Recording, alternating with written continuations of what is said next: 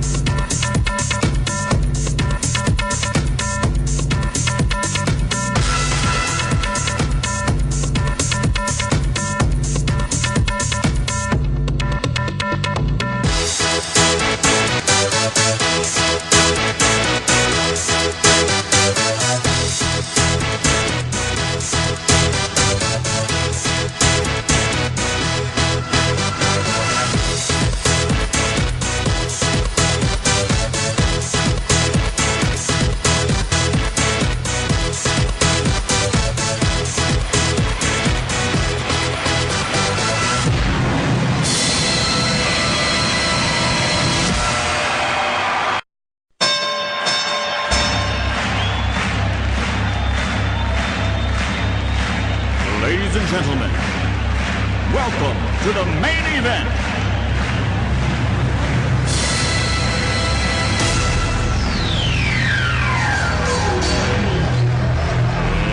Let's get ready to rumble!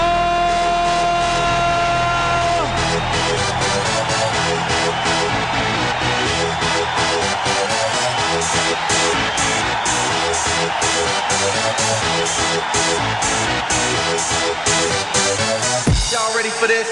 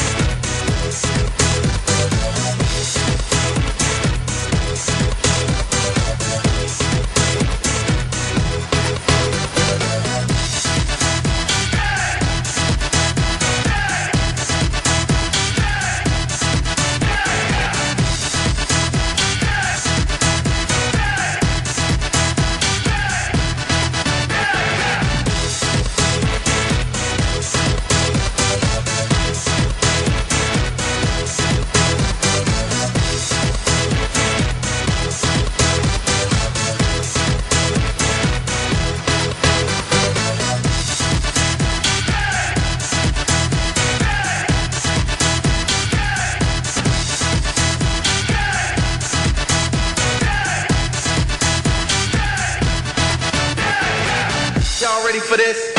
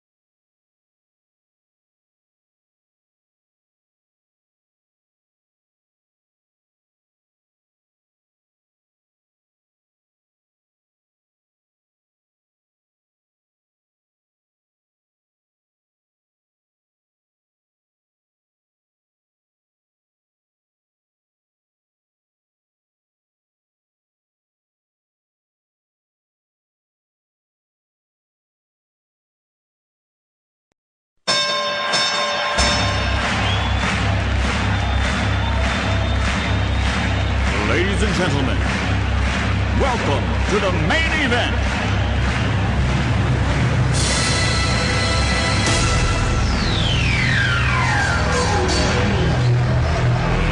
Let's get ready to rumble!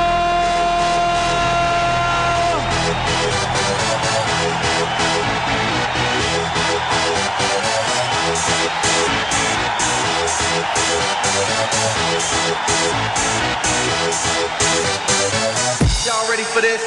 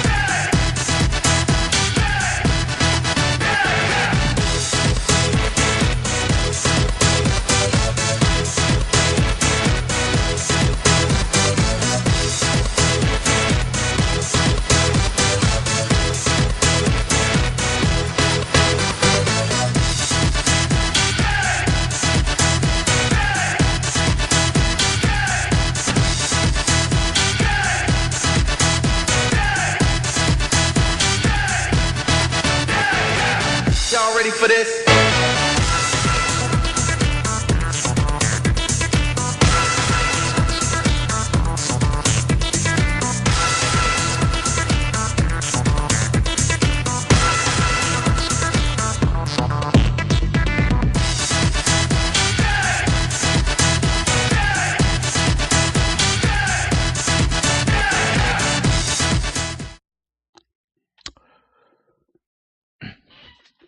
Hello, good evening, and welcome everyone to Salty Saturday, THL. Tonight we have an awesome show with the Ragnaros Semifinals. There are 4 teams remaining. After tonight, there'll be 2 teams remaining. And we'll get into it in a little bit, but there may already be 1 team out. Anyways, this is In Position. I'm here casting with Finnick O'Dare. Finnick, how you doing tonight? Pretty good, pretty good. Excellent. Just here messaging the players, get them queued up, and then we'll go into the matchup analysis here in a second. Okay, looks like they are already queued up, and the bands will be in. Before we do that, I do want to talk a little bit and let the viewers know what's going on here with the matchups, as well as what's going on with the playoffs currently.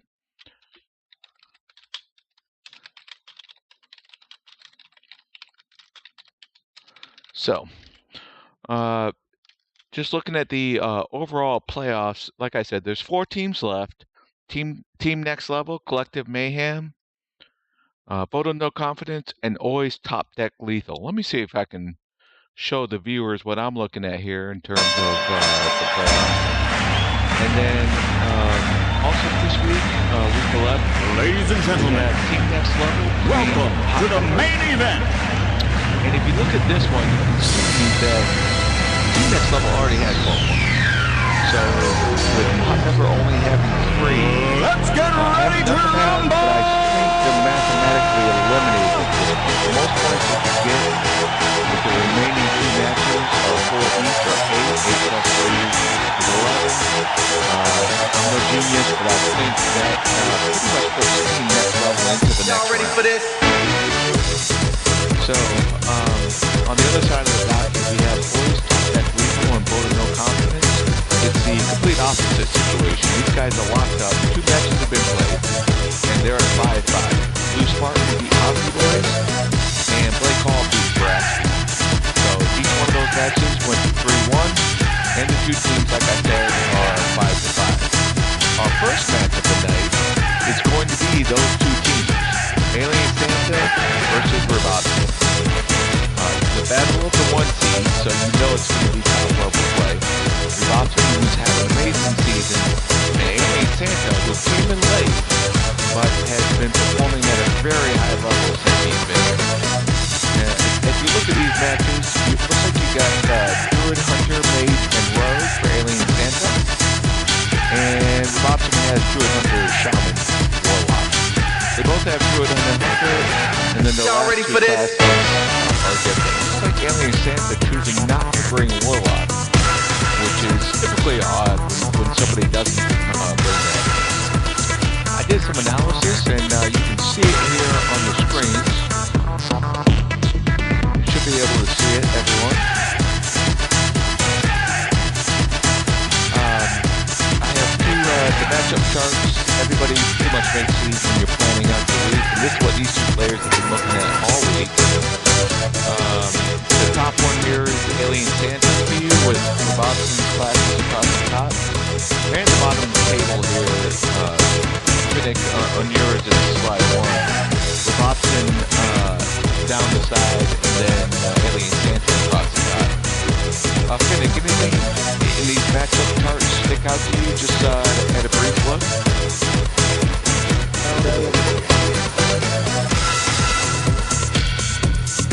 Yeah, take a look at this. That's about the 21%. Pretty incredibly low. Yeah, and then on the other hand, if you look at the high matchup, that keyboard lower is going to do is he's on the other side. It's also really bad guy. Other than that, something on the those are some pretty polarized matchups that we point out there. That's really good. I went into a little bit more detail here, and on the next screen you can see this is from Alien Santa's viewpoint. And what you're looking at here, folks, is Alien Santa's matchup numbers. I just picked some of what Robson could bring. I looked at his favorable matchups and tried to guess what he might bring. And then the second half of the table over here shows you the bands. If Alien Santa and Robson submit their bands, Ladies and gentlemen, who would be favored where, welcome and to the main tell you event. what the win percentage might be overall. All things else being equal, I want to caveat all this with this is vicious to the table. Let's get ready So to it's rumble! like on the average, and pet cards can swing some of these matchups in a big way. But looking at this, I spent a lot of time looking at it from Alien Santa's viewpoint, and it was tough. I think Alien Santa is looking up Y'all a very ready for this? steep hill in terms of his matchups, and I tried to look at it depending on what Robson played and the options that Alien Santa had. You have 3 different options here that he brought. Big Druid for all 3 of these. I mixed up the 2 Katrina Hunters. This matchup has the Spell Hunter and Big Spell Mage and Augro. But what I mixed up here was what Robson brought. So you'll see some of these have Shutterlock, some of them have Even, some of them he brought Spell Hunter. And for the most part, and the reason why I picked Big Druid and some of these other ones is because if Alien Santa doesn't pick these, the matchups are even more difficult. But I think the best he could do probably is to bring Big Druid, probably Spell Hunter, Big Spell Mage, and Augro. And even then, the band being Druid, he's looking at about a 51% chance at worst. Y'all ready And for that's this? if his Big Spell Mage is banned against Robson. Now, if Robson bans Druid, for example, then he's looking pretty good. He's got a 57% chance. And again, that's tech cards not being equal. Here's more matchups along the similar vein. I spent a lot of time looking at this. If Alien Santa brings a Lunas Mage, I think you brought this out as some of the polarized matchups kind of thing. Things kind of get worse for him if he does end up bringing that Lunas Mage. So he may not want to do that. So again, I think it really comes down to him bringing like a Big Druid, Malachos Druid, probably Big Spell Mage, Augro. He could bring Miracle Rogue or something else, but overall I think those give him the best matchups. And then just real quickly, looking at it from a Robson standpoint, you can see a lot more green his 3% chances, depending on what he bans. And from his angle, he's probably thinking about banning Druid as well. Little to Alien Santa's looking at. But all else being equal, Robobson's probably looking at a Druid ban as well. Phoenix, thoughts on all that? Yeah. Some of these aliens, especially if you look at the third slide for you, pretty much red all around the board. If he brings a big Druid, Catherine, a Hunter, Lunith Mage especially, and Odd Rogue. Yeah, I think a Lunith Mage would be pretty detrimental to him. Hoping he brings big spell, but even then, Mage isn't looking too good. Right. So, yeah, and that's a good point. I'm going to go ahead and get the players to start queuing in. I'm going to let them know to go ahead and fight. And I believe we're going to be having Alien Santa on the bottom, so you'll want to spectate him first. Looks like he did not accept my friend request. Go ahead and send it again. I'll make sure that he does that.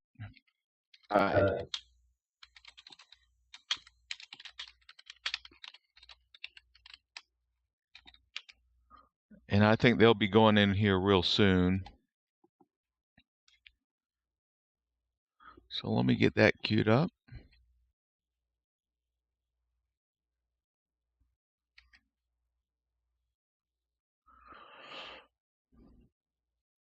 Yep, so it looks like they're in. Let me get this going. Do you have Alien Santa now? I sent another request. Doesn't look like he added it. Okay. He said he accidentally declined the first time that it came in. So I did tell him to go ahead and send one to you, and hopefully that works out. But we're in the game. And I'm going to get the sound going here. It looks like Robson's starting out. Oh, by the way, they did go with a dual Druid ban. So both players have banned Druid, as we kind of predicted in the opening salvo. It looks like Alien Santa's opening up with Rogue. It is indeed Og Rogue, as we kind of expected. At least it looks like it so far. Maybe not. Hold on. Yeah, it's Og Rogue. And then Robson's on the Hunter. Thus far, the Hunter is looking very much Spell Hunter, kind of as we looked at it, as we were examining the stats. Yeah, it's Spell Hunter because he has the To My Side. Both players have really good opening hands. Robobson without any secrets, though, even though he does have the Spellstones. So we're going to keep tabs on that and see if he can pull a secret here soon. And lo and behold, speaketh and it be done. There's his secret. He does have a tracking in the hand, too, to pull another one. So things looking pretty bright for him. And things looking pretty good for Alien Santa as well. He's going to go ahead and test the secret. He gets probably one of the best things you can get out of this if you can deal with it. He's not able to destroy it, but not expecting a whole lot of charge coming out. So this is a really good pull out of the secret for Alien Santa. Robobson setting up the weapon. Probably going to hope to get another secret to get some more life on that weapon. If not, he could probably just go right into tracking for a secret or even the Spellstone. But Alien Santa is wasting no time.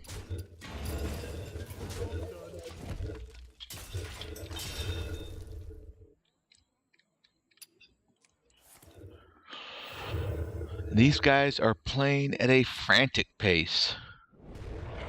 2 1 seeds going toe-to-toe, both with good opening hands. And I think in this situation, it makes it very difficult for the Rogue. But the Fungalmancer to come back and be able to kill a couple of these is very good. Little does he know, here comes Robobson with another set of Spellstones, should he so desire to go that route. Okay, he sees the line here with the 1 health minions. He's able to clear, make a value trade, and start getting some of these things to start going face.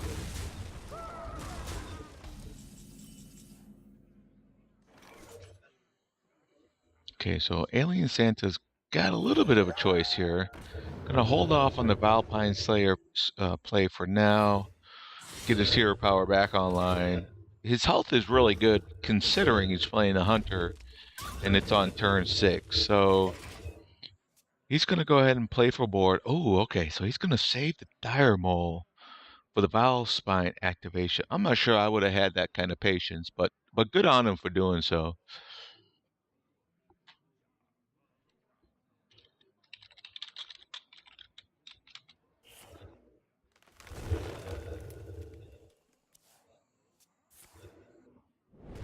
Bobson feeling free to run that tracking, play the spell zone, get this going. So Alien Santa now is under a lot of pressure. Does he counter it with more pressure going the other way, or does he try to clear some of this stuff up?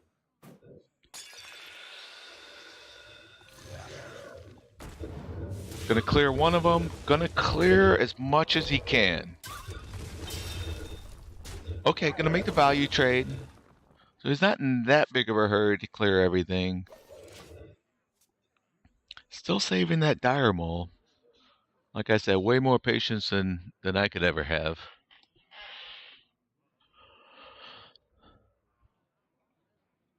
Bobson considering his options, got a lot of gold going on there on the other side of the docket. Pulls a very nice to my side. Alien Santa is in a very tough spot here. Gonna dig for something, anything to help him out of this. Death Speaker might be good, but the extra damage from, okay, he's gonna go with the Death Speaker. And he could even combine that with a Cold Blood. In fact, he may have to, if he's gonna push through that taunt without taking too much damage. But no, he's gonna base tank it down to 13, 3 on board, 2 from the hero power, and Bobson's bringing more. This is not looking good, folks, for Alien Santa. Still can't see what you're seeing. Alien Santa hasn't accepted my friend request. Okay, I'll Can you message possibly him just again. screen share for me? Screen share. Let me see about that. Can Alien Santa dig out of this hole that he's in? It's tough. I mean, the Void Ripper really doesn't help him here. He could play the Cobalt Scarebane with some Cold Blood action. He's digging.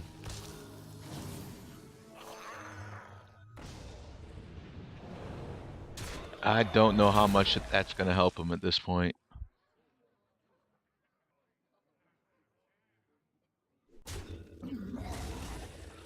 All right, so he goes down to 4. For Bobson, it has any damage, and we know he does. This game's over. It was a tough matchup from the beginning. You know,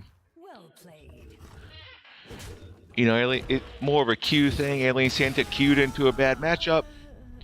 The favored deck won that one, and here we are at 1-0. Pretty fast and exciting first match. I'm going to ask them to hold on and see if he can...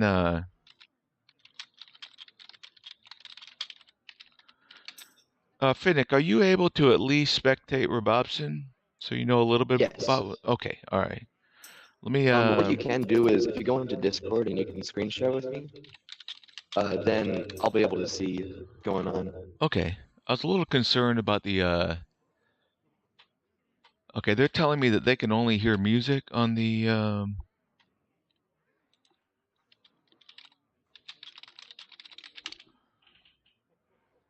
on the stream. So let me check that too. I have the players on pause for now while we work out these minor sound issues. Okay. They're saying all they can hear is music. That's interesting. Let me okay. I think they should be able to hear us now.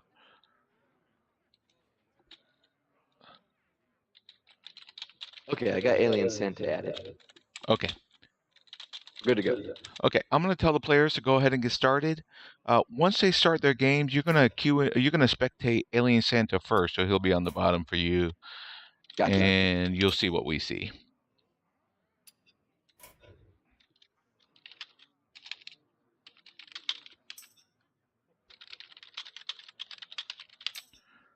Excellent.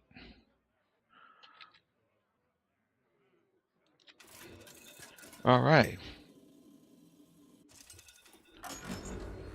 That was a very fast game, and that got a quick win for Robobson's Hunter, taking this matchup to 1-0 in favor of Robobson. As I mentioned at the beginning of this, the match right now is 5-5 between the teams. So the winner of this match is going to go a long way to determining the outcome of this whole series here and who goes on to the next round of the playoffs.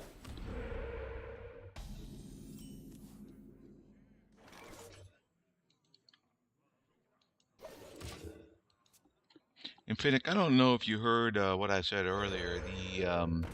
We had during the matchup analysis, we did have music playing the whole time, so there was that issue right there.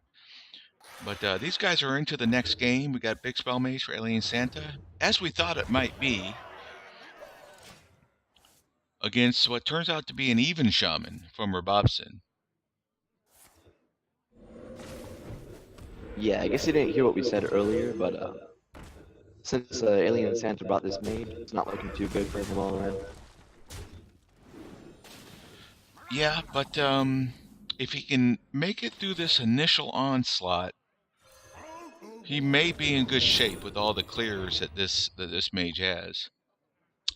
What do you take here? I'm thinking that Abomination's looking pretty good, but Stonehill Defender might be good as well. Yeah, Robobson's already establishing a pretty good board, and not even overextending. As you can see, his hand's still pretty full of good stuff. I think he's looking good so far. It's a good point. His hand is looking pretty robust. And he can clear this really without losing anything from his board. I think I would have put the 2-3 on the other side of the taunt, but that's fair enough. I mean, as long as Alien Santa clear all this, which he can, and then polymorph the Lich King when it comes out, I think he stands a chance. Yep, I agree. I think we can say he's officially survived the initial onslaught. And now with that in mind, it's looking really good.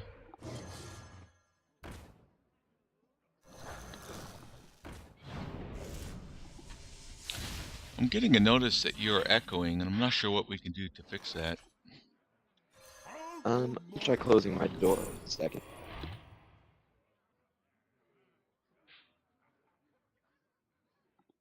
Is this better? Job done. I'm not sure. I'll ask him on the stream here. Alright. Yeah, so we're Bobson down to 3 cards. All good cards, all pretty heavy, but if you're Alien Santa, you got to be feeling pretty good about this situation right here. The only way where he could still get into trouble now is if Jaina doesn't show up. Alien Santa's hand's pretty lucrative. I'm gonna predict Robobson's gonna run out of steam this game.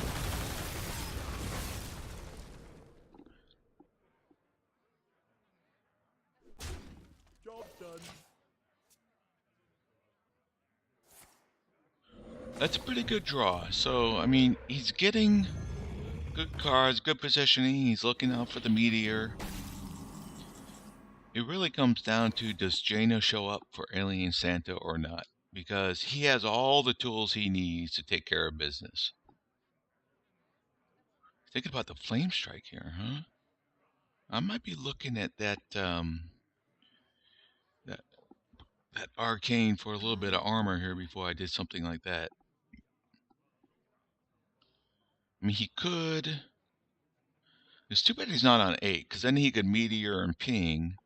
But okay, so he's gonna meteor with the arcane. Oh, see, I would have liked to. Oh, I see why he did that. Okay. He could have gotten the 6-4 down to a 6-1 if he took out the token instead. I don't know. That seems like it might have been a better move, but he does know he has the Flame Strike in hand. So maybe he thought, okay, he'll take care of the 2 damage now, and then with the Flame Strike probably being to play next turn, worst comes to worst, a couple polys. And then Robobson's forced to use that 6 damage on a 1-2. And very wisely, kind of baits out his minions, what few he has. Now I think the play here for Alien Santa is pretty clear. Finnick, what do you think? Yeah, he's got chock full of removal in his hand, so there he goes. Flame Strike's what I was gonna say. Yeah. He's gonna take 6 to the fizzy, but with the 6 armor that he got from Arcane, I think he's feeling okay about that. Yeah.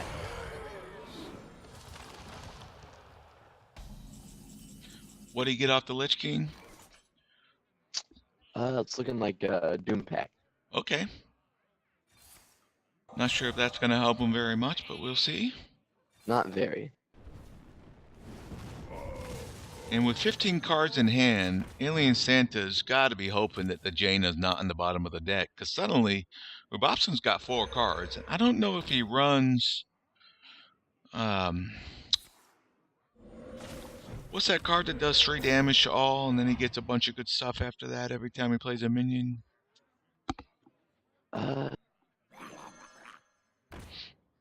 Which one? Well, that's an interesting play. Why would he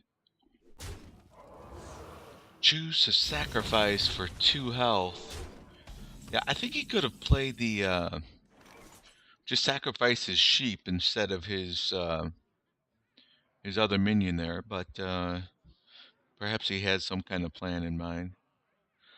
Now he would love to play the Barangetta and wipe out most of this, but then he's going to take 8 to the fizzy, and he cannot afford to do that. So Voodoo Doll into what? Going to pop the Grizzly, which is actually a pretty good Grizzly considering his opponent only has 1 card in hand. Board on Robobson's side might seem a little threatening, but pretty low in attack. Pretty low in attack. Now he only has 7 health though, so without Jaina, you start to get worried here.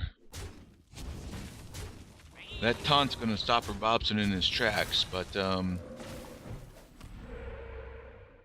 we'll see what happens. Imagine Flame Strike is going to make quick work of this board. Yeah, absolutely. I mean, he could, if he was feeling real brave, which I don't recommend, like kill off the Flame Tongue and then Arcane Artificer. Maybe try to pick up some armor out of that or something. He is going to do that.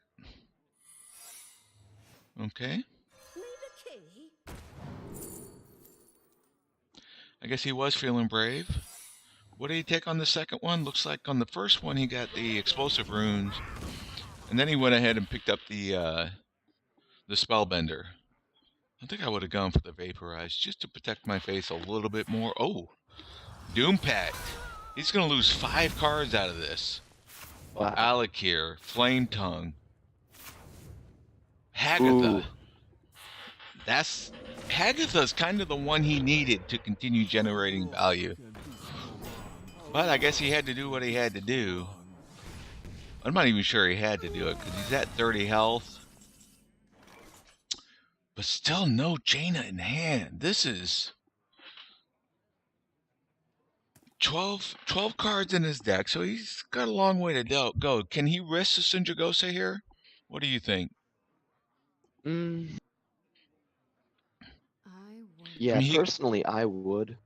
You would risk the Sindragosa? Yeah, he's gonna take. He might be at 7 health, but I think as long as he gets his Jaina soon, things are looking good for him. Yeah. Whoa! Oh, and he whoopsed it. I'm pretty sure he meant to ping the totem. Oh, that Spellbender's huge. Yeah, that would have been. That would be. Yeah. That's probably the biggest Spellbender I've ever seen. I mean. Yeah, I agree. So he took an extra point to the face and is going to be forced to ping due to the whoopsie from last turn. Oh, going to the fizzy. All right, so spell damage on board, 2 damage in hand. Can Robobson find that last bit of damage before Alien Santa wipes him out? Alien Santa, what does he have? 11, 12 on board? Gotta go Lich King here, right? So at this point, whoever gets the draw wins the game, you know? Either Robobson gets some damage, or Alien Santa gets Santa. And with that taunt up, I don't think Robobson has any more damage unless... No, he's not going to get it done. So we go to 1-1. This is tied up.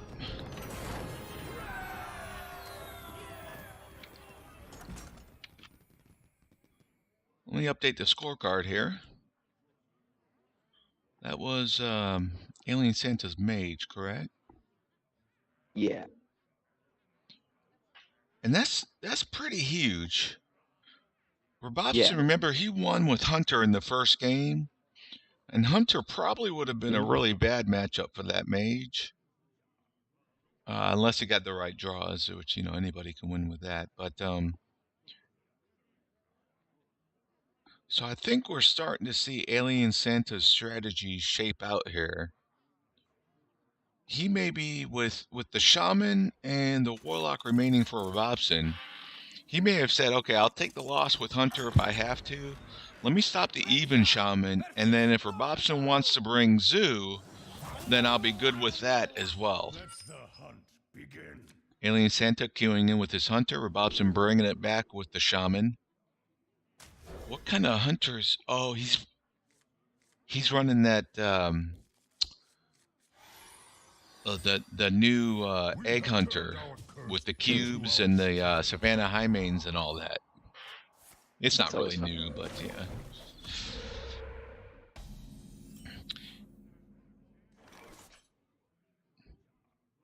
I was playing a lot of this deck a meta ago, and it wasn't that good. But I guess with the recent changes in the meta, it's gotten a lot better because I've seen a lot more people playing it. So he's going to coin out the egg. Job's done. And this is looking really good for Alien Santa. He's going to be able to get the Terror Stalker out there. Get a 5/5 on the board. But at the same time, Robobson, his hand's really shaping up. Is he going to... Well, yeah, I guess he feels like maybe he's going to have to.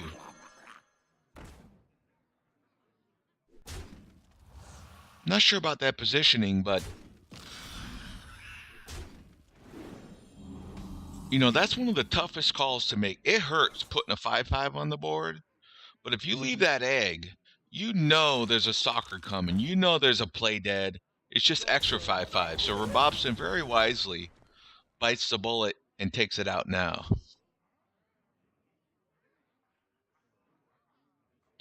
Unfortunately for him, now there's another one on the board. So Alien Santa is probably gonna... Is he gonna... Oh, you can take this one out too. That takes guts. So now he's facing 5 damage, but he can go wide. So if you're Alien Santa, what do you do here? Your death rattles are gone. Right. Just go ahead and play the I hand. pretty much would have done that just for a mana efficiency.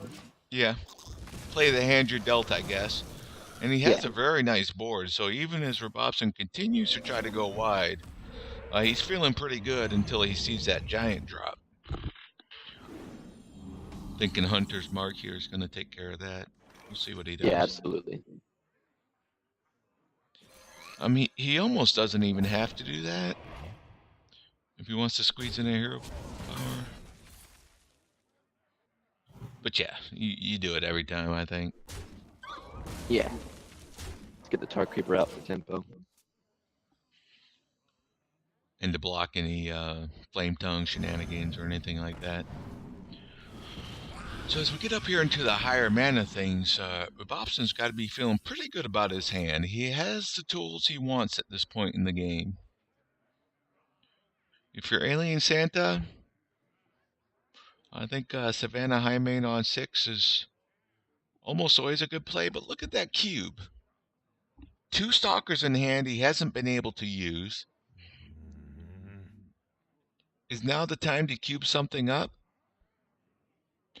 But see, I'm gonna say Savannah, just get it right out on turn 6. Get it out there on turn 6, and that 5 attack minion that you got takes care of the 6/5 from Robobson. Oh, I'm getting a wait for player to reconnect. Are you getting that also? I see that too. Yeah. Okay. Well, that's scary. Yeah, that's real scary. Alien Santa's got a real tough decision. I hope he does not disconnect. It could be Robobson too. I'm not sure if we can tell. Yeah, I guess we really don't know, do we? Yeah.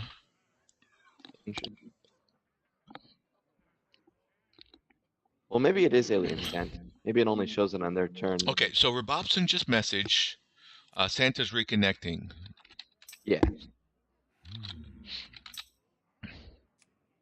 Yeah, I wouldn't reckon that would show that for Robobson just because yeah, he wouldn't be doing anything anyways. And nothing would be worse. Here we are, tied up 1-1 in a match, in a series that's tied 5-5.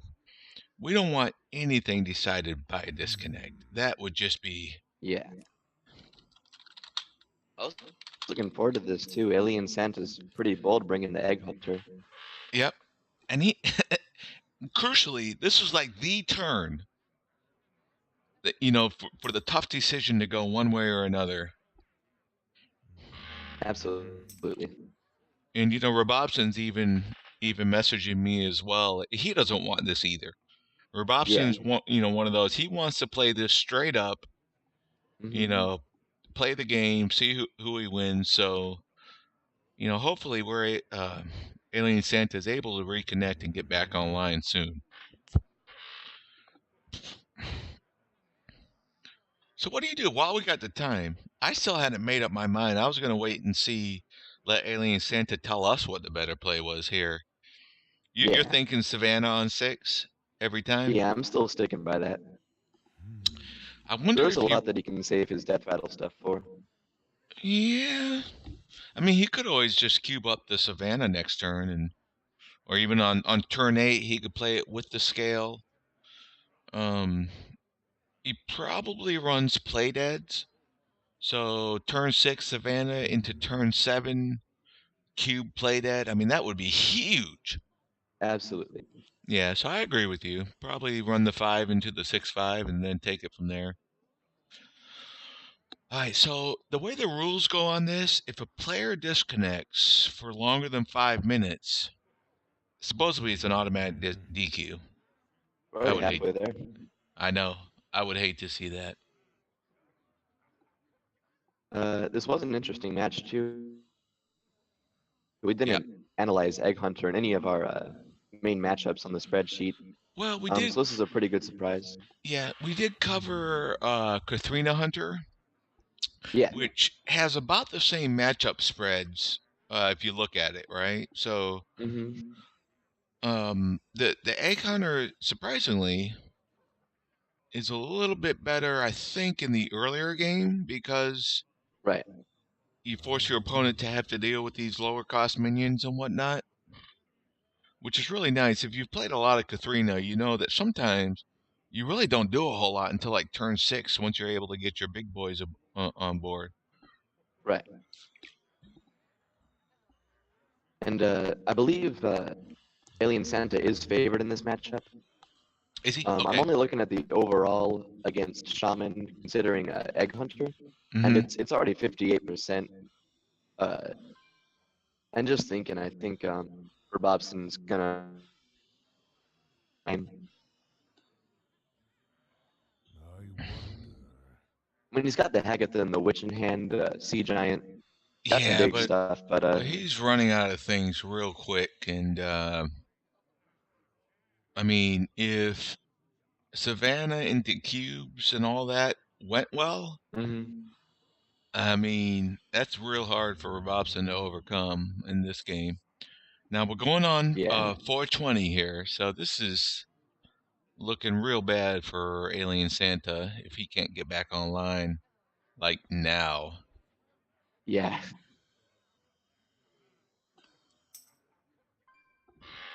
Oh, I'm scared for Santa. I just saw him come back online. Ooh, got 20 seconds. Yeah, and Robobson's even happy about that. Like I said, I mean, Robobson doesn't want this to be a DQ. Trust me. Yeah. And who would, right? I mean, this is it. This is what we live for. Yeah, this is exciting stuff here. Yep. Of course, a win's a win, and you always like that. Here we go. We're back in. He's back in. Just in time. Wow. Yeah. And now the He's thing still went got time to away. finish his turn. Does he? Yeah. Okay. I mean, is this? He's in. He's moving it. All right. I actually Okay. didn't realize you could do that in a private play. Yeah, that's a recent change that Blizzard had made. I never saw it really matter. But now kudos to Blizzard for making that happen. Oh yeah. And he did go with the Savannah play. And now is Savannah still up so he can do the death rattle stuff? Does he do it here though? I think so. You can go right for the terror scale. He knows his Yeah, looking at opponent's the going. standard deck, there's not much better that you can do with your death rattle activation at Savannah, you know? Yep, and he's going to the dome. He knows that Robobson has to be the one trading. And he Right. knows he's got another terror soccer in hand and a cube going into turn 8. What he didn't know was Hagathos coming down this turn. So that does change. Oh boy. Ooh. That will Alien take care of the Santa's in the giant. driver's seat. Yeah, he is now. Do you Rexar here? Oh yeah, absolutely. I mean, he's gotten down to 16. That hero power is super duper nice. Turn 8, he can soccer out 2 Savannahs, and he's at 28 health. I think for now, you're happy to do this. Yeah, by the night indeed, Wow. Robobson.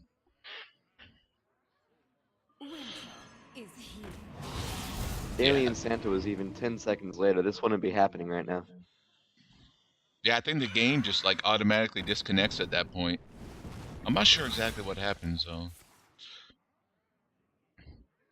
Okay, go ahead and draw last.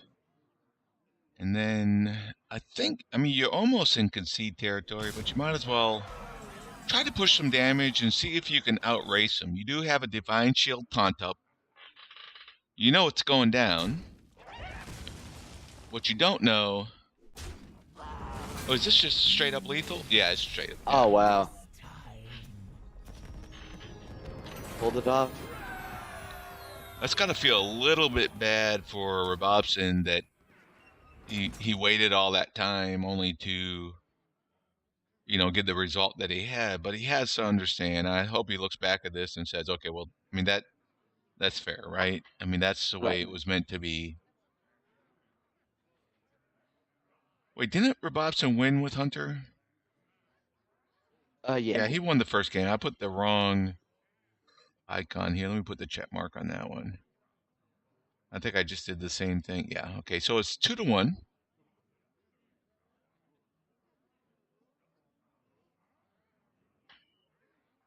Let's see, what does Alien Santa have left? He's got his rogue, so he's definitely coming out with the rogue. You gotta think it's odd rogue, right? Yeah, Or did we see that in the first game against the hunter there?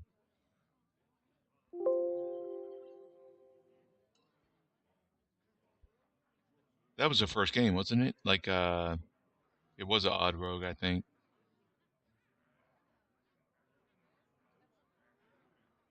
So Robobson's thinking, and he's got even Shaman and Unknown Warlock against Odd Rogue.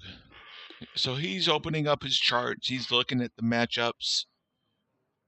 We could probably do this. Let me take a quick peek. I'm getting a message. In terms of Shaman, looks like Odd Rogue is favored against Both Walk Shaman.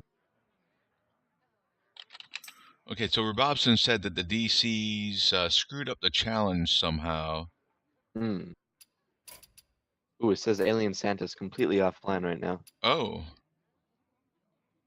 Okay. We may have another situation developing. But while we wait for that, oh, it says Alien Santa offline. So Yeah. there's only a certain amount of times that he can actually go offline, and then it's an automatic DQ.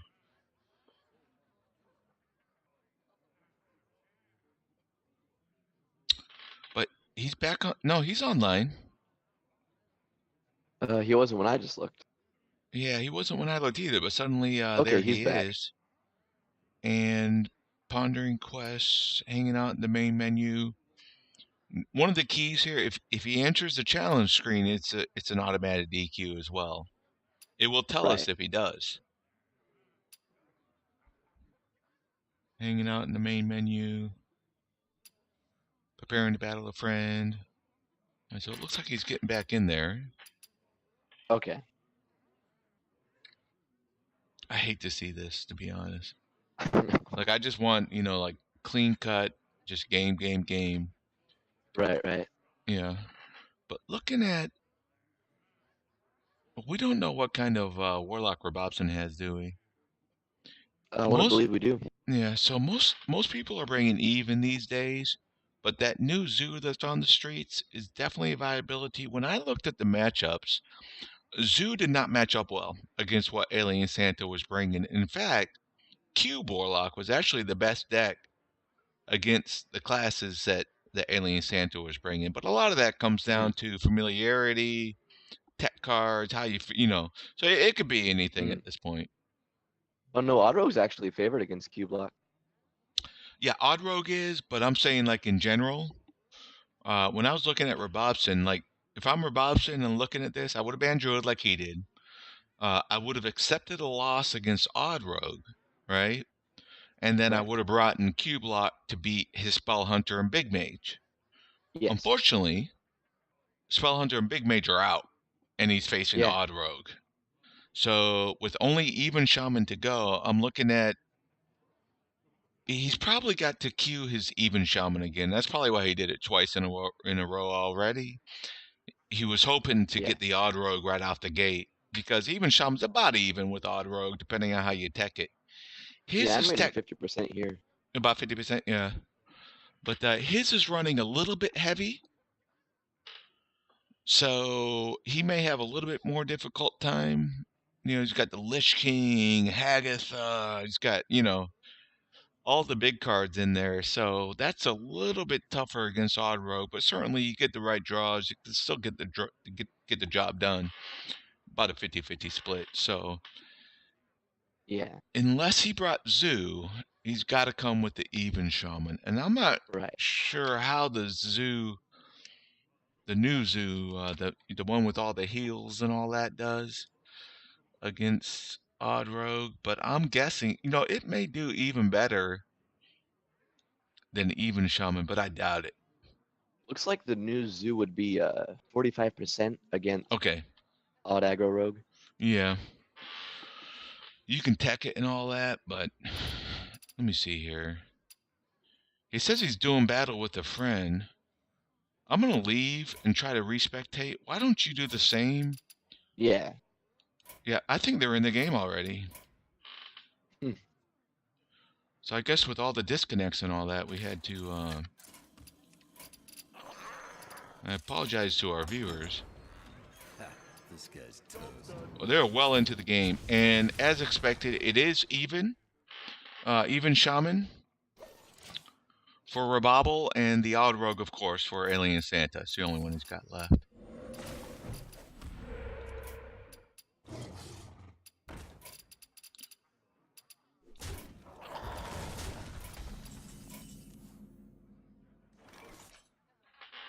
All right.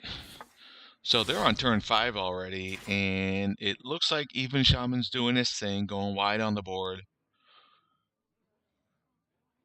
And the Odd Rogue is pretty much doing this thing as well. I'm thinking here.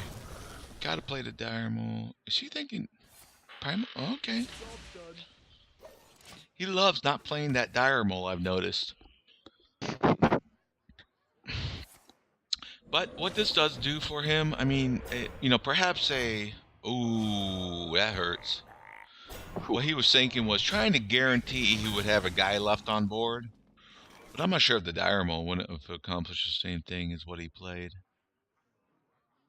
Okay, so Diarmal will probably play the Cobalt Scalebane here. Get that going. One thing about when you're playing Shaman, that Deadly Poison oftentimes doesn't do you a whole lot because most of their minions are 2 health. But going down the stretch, that could come in handy.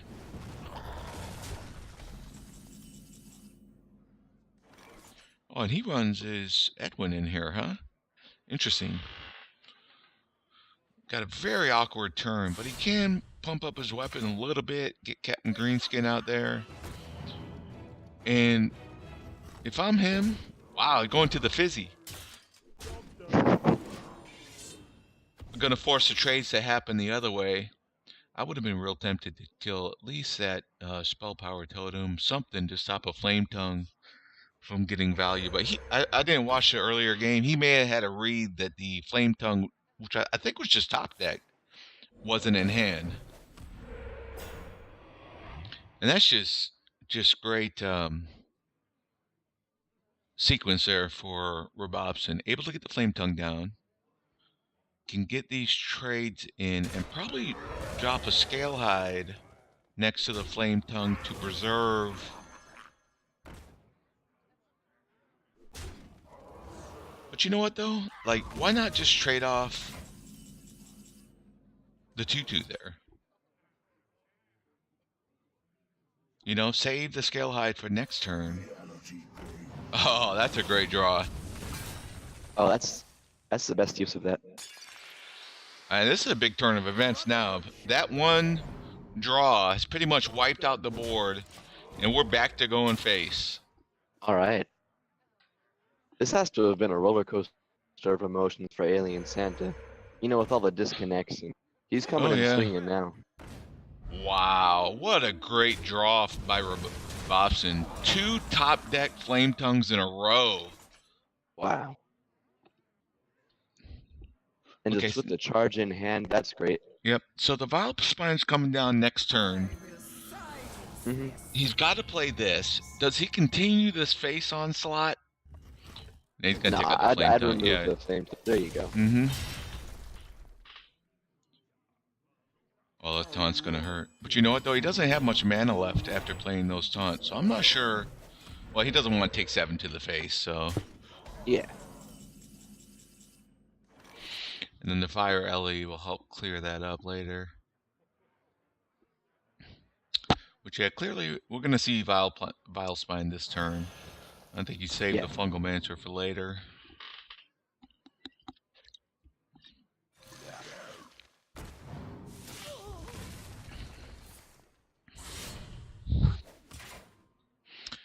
You know, I'm kind of surprised he used the Vile Spine on the 4/2 when his weapon theoretically could have taken care of the 4/2, Vile Spine to clear up the 2/3, and left only a 1/1 on board. Yeah, that's definitely what I would have done. He just went without using a weapon charge. Yep. But you know, that would have left him. That would have left him with 14 health. So maybe he was concerned about that, and now he doesn't have a weapon. Oh man. Oh, there you go. No, I don't know what you go with here, but I don't think you play the Void Ripper yet. You know, just weapon up, play the Fire, Fungal Mancer, take it to the dome. You can kill the minion with your face here. But yeah. I mean, Alien Santa really can't get that much value out of the Void Ripper from here on out. I mean, Robobson's played both his Flame Tongues and one of his Primal. Oh, that's true. Attack minions go. Yeah, and he can't play totems anymore. Wow, what a great Agatha putting in work.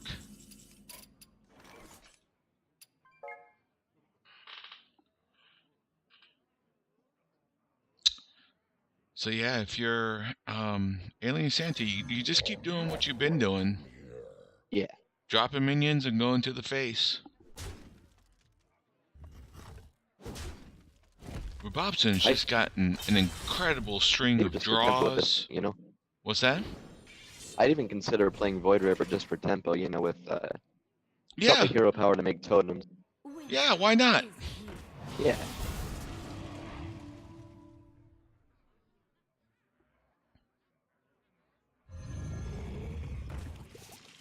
I mean, at this point, it really is just battle for the board, and that's why the Void Ripper would have been so useful. Yeah, you could have at least smacked it into something. Yeah. And that's just a terrible couple of things for Robobson. I mean, that he had time 3 from the mana Hagata. last turn. Yeah. Well, what he can do here, if he so chooses, is well, I mean, he can't void. Okay, he's gonna Void Ripper to pop the bubble, I guess. Oh no, okay, the Fungalmancer will help. There you go. So maybe he knew better than us in this case. I mean, he would have had that out already, though. So that's true. Would be able to attack with the Void Ripper. Could he have killed the Sea Giant if he played that last turn? Could have. I'm not sure. Yeah. Yeah, with the Void Ripper being he can just bump this little 2-mana minion all the way up to like an 8-mana minion.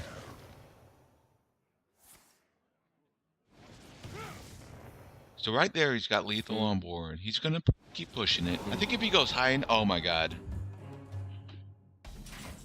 Oh my god, wow. That is not good. I think that does it here. I think we're gonna end up going to a game 5 here. Oh wait, no, wait, with this? No, yeah, we'll be going to a game 5. Yep. Okay. There you go. That's exciting. Wow, that game was like back and forth the whole time, and you know the draw is really coming for both players at the right time. Again, like I said, this has been a roller coaster of a couple of games, and continuing to play out as such. So I guess now, okay, so he has his shaman, got the win. Let me update the score.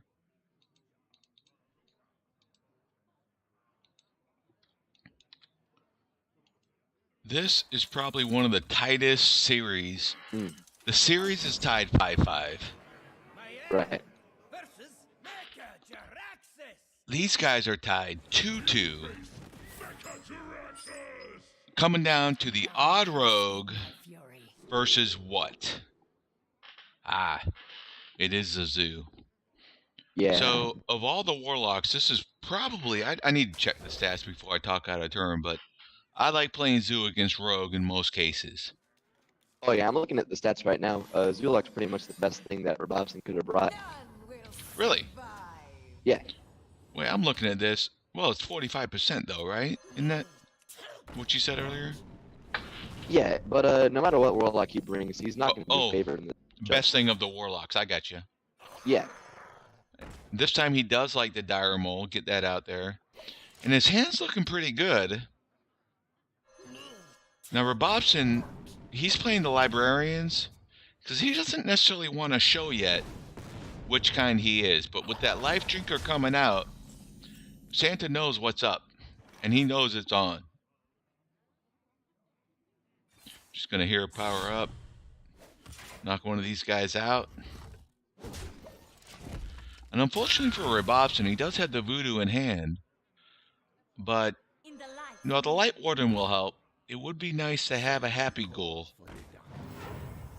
but this is still a pretty formidable board for a rogue to have to deal with.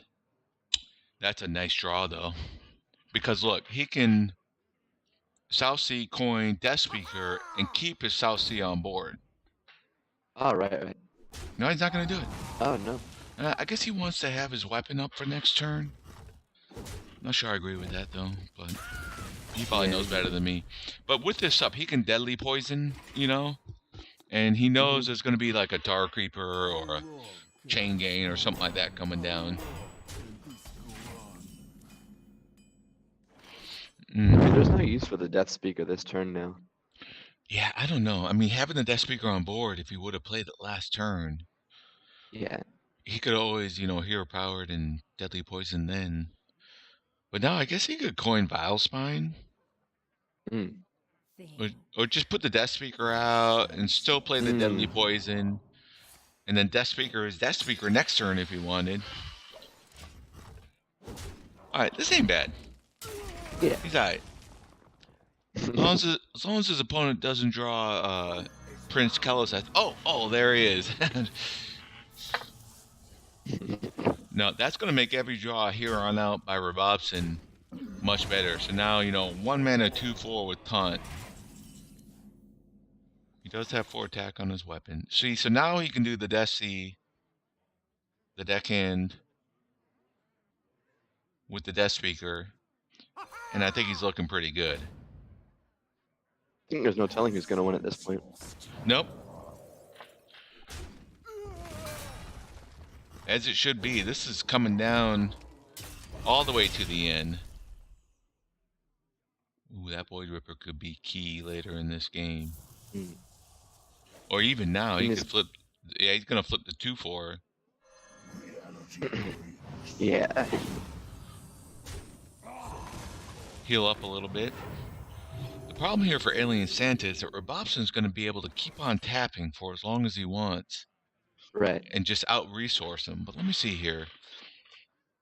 I mean, with nothing but 5 mana minions in hand, it's going to have to use the coin. Get rid of the 4/4. Take out the 2/1. And just like that, he's shifted it back into his favor. So back and forth we go once again.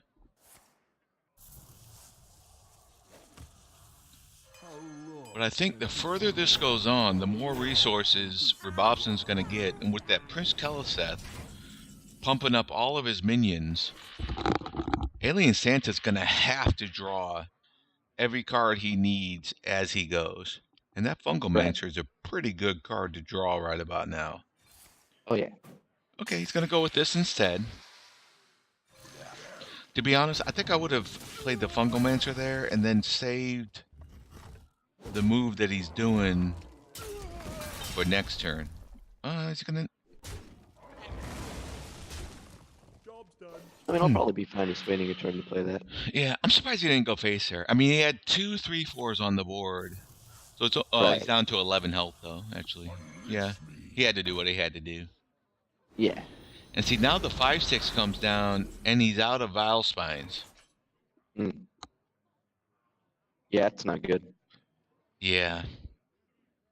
I think that Fungalmancer should have came down instead of the Vile Spine. Yeah, at this point with what do you agree with you on that one?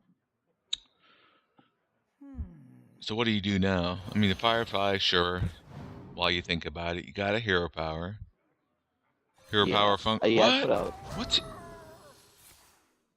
would have put out Cobalt there. Oh, he's gonna take out the minion.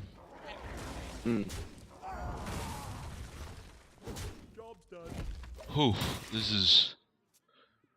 He's just gonna be in the same situation turn after turn. Right. It's gonna be very hard to win any kind of race with his opponent healing up every turn. Okay, does this do anything for him? See, if he would have started racing... Alright, so he's got 4 on board, that's 10. That doesn't really do him any good. He's almost facing lethal. Right. So you kind of feel like you got to do something about this.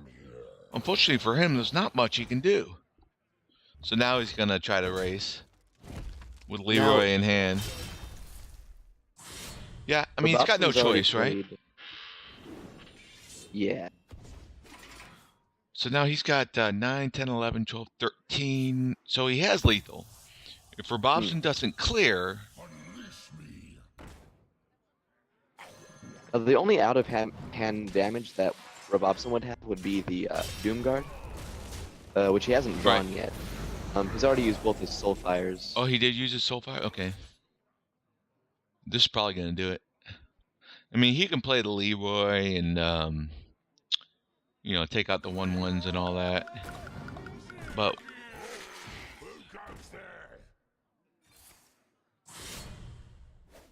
is he not even gonna? Oh my god! Oh, he's just gonna. Whoa. He's conceding. Wow. Wow. And there you have it, folks.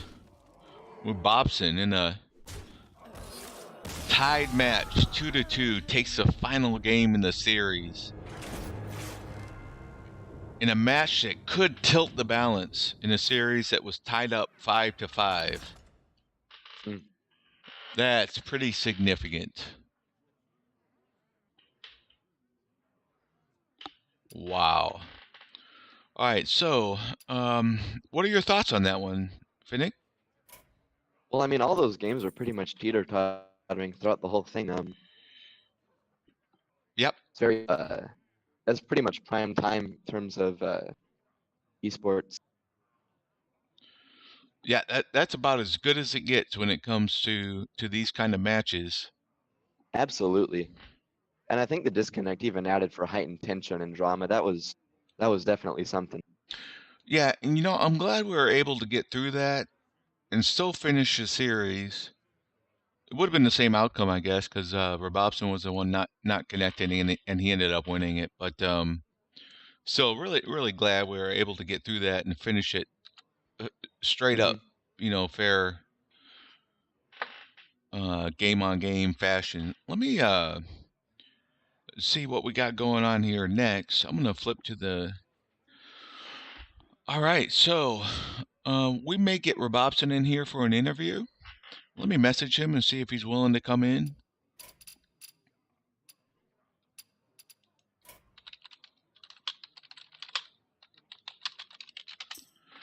And then in the meantime, I'll be getting the other folks fired up. Iron fired up, if you will.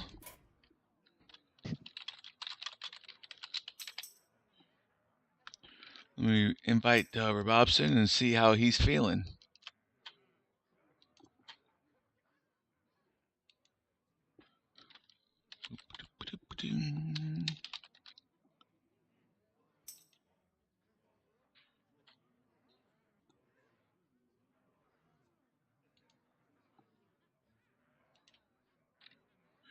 All right.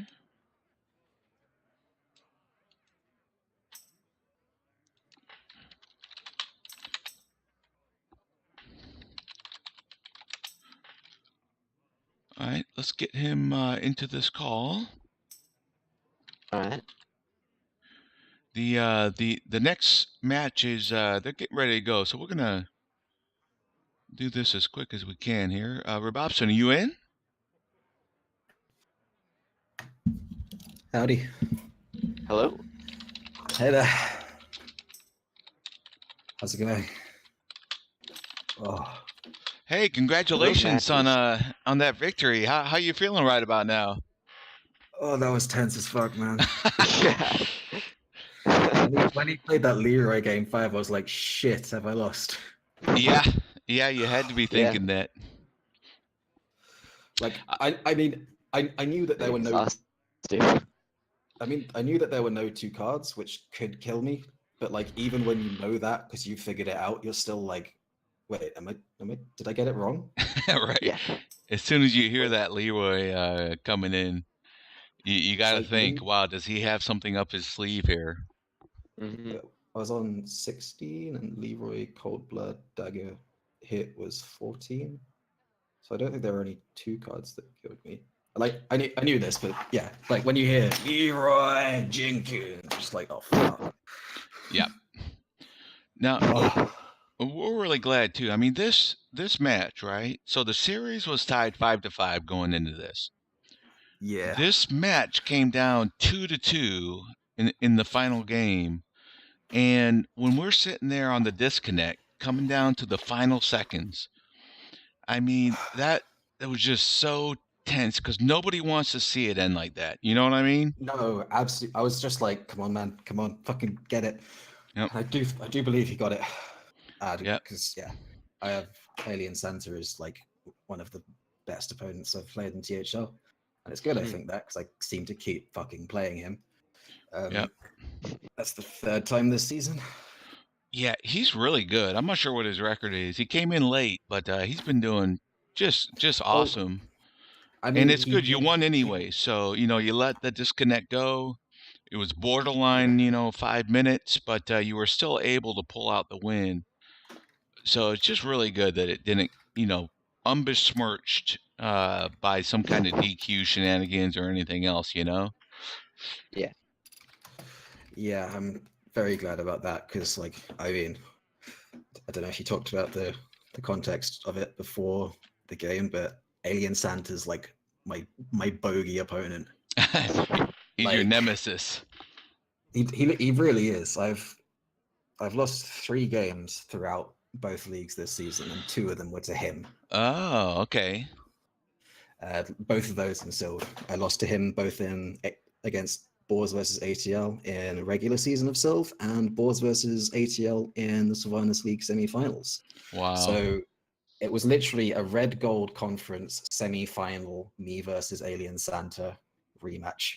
You couldn't get much more specific than that. Yep. Except this time we're 1 seed, not 2 seed. Right.